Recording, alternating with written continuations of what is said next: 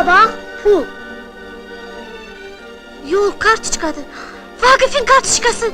Vagif! Vagif! Tapıldı. Senin kartuşkalarındı. Hardan tapdınız? Yerdeydi. Bunlar benimdi. Kitabın arasından düştü. Tapıldı. Vagif'in kartuşkası tapıldı. Ben tapdım, ben. Bana, bu bilirsiniz kimdir? Julikdir. O sizi aldatıp siz de ona inanırsınız. Belki sonki değil ha. Əlbəttə onundur. Bunlar da inanıb. Hamını aldadı ba. Uşaqda fərasətə bax. Malades sənə. Vallahi bilmirdim kitabın arasında qalıb. Görmürsünüz ki köhnə kartuşkalardır. Heç çörək də almamışam. Bir baxın da.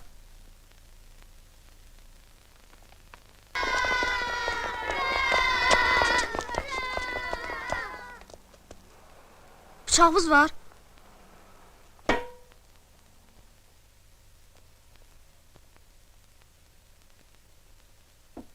Böl.